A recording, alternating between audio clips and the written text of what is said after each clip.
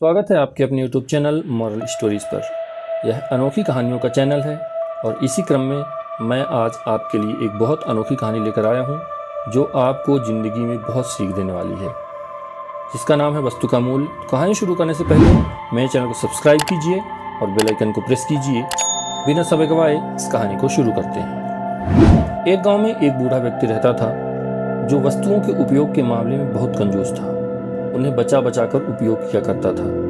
उसके पास एक चांदी का पात्र था जिसे वह बहुत संभाल कर रखता था, क्योंकि वह उसकी सबसे मूल्यवान वस्तु थी। उसने सोचा हुआ था कि कभी किसी विशेष व्यक्ति के आने पर उसे भोजन कराने के लिए उस पात्र का उपयोग करेगा। एक बार उसके यहाँ एक संत भोजन पर आए। उसका विचार था कि संत को उस चांदी के पात्र में भोजन परोसेंगे। भोजन का समय आते आते उसका विचार बदल गया। मेरा पात्र बहुत कीमती है, एक गांव-गांव भटकने वाले साधु के लिए उसे क्या निकालना। किसी राजसी व्यक्ति के आने पर यह पात्र इस्तेमाल करूंगा। कुछ दिनों बाद उसके घर राजा का मंत्री भोजन पर आया।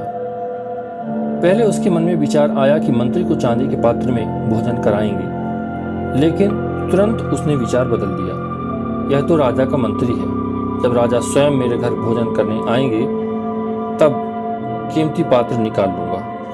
कुछ समय और बीता।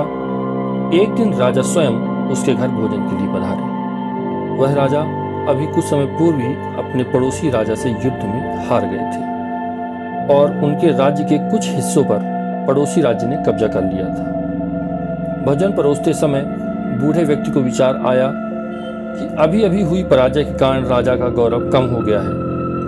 इस कीमती पात्र में तो किसी गौरवशाली व्यक्ति को ही भोजन कराऊंगा। इस तरह उसका पात्र बिना उपयोग के पड़ा रहा। कुछ समय उपरांत बूढ़े व्यक्ति की मृत्यु हो गई। मृत्यु उपरांत एक दिन उसके बेटे को वह पात्र दिखाई दिया, जो कि रखे रखे काला पड़ चुका था। उसने वह पात्र अपनी पत्नी को दिखाया और पूछा, इसका क्या करें? वह चांदी का पात्र इतना काला पड़ चुका था कि पहचान में नहीं आ रहा था कि वह चांदी का हो सकता है। उसकी पत्नी मुंह बनाते हुए बोली, कितना गंदा पात्र है, इसे कुत्ते के भोजन देने के लिए निकाल दो। उस दिन के बाद से उनका पालतू कुत्ता उस चांदी के बर्तन में भोजन करने लगा। जिस पात्र को बूढ़े व्यक्ति ने जीवन भर किसी विशेष व्यक्ति के लिए संभाल कर रखा था, अंततः उसकी यह गति हुई। दोस्तों, कोई वस्तु कितनी भी मूल्यवान क्यों ना हो, उसका मूल्य तभी है जब वह उपयोग में लाई जाए।